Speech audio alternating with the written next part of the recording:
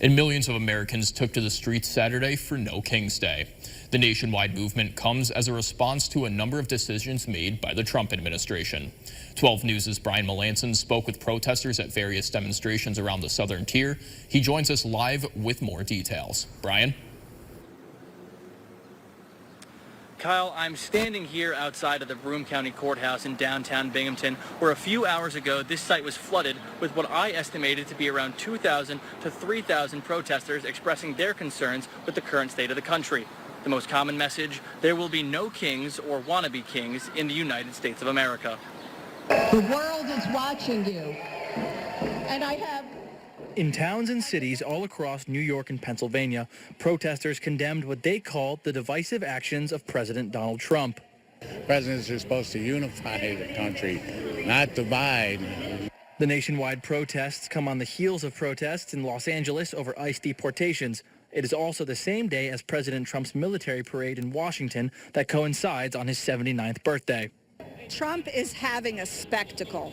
What we should be honoring is the fact that our army is celebrating their anniversary, their birthday. To some, they say such a significant show of force resembles that of Russia, North Korea, and even Nazi Germany.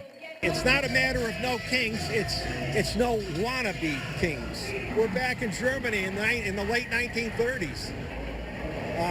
We have to be smarter than this. You know, I saw a video of the rehearsal for it, and you could easily mistake that for a fascist government like North Korea or Russia. We should still have American pride to be an American, but what does that mean, you know? Across Binghamton, Owego, Newark Valley, and Halstead protests, many participants see a constitutional crisis at hand. They're disrespecting the courts and the checks and balances, and I think it's a serious issue. He's trying to become the leader, the sole leader, and have all the power. And that shouldn't be what happens. The president is not supposed to be a monarch. Those gathered want to see both citizens and government officials take a stand. I wish that the Republican senators would stand up for this country a little more. Make President Trump more accountable. For the most part, it's get involved.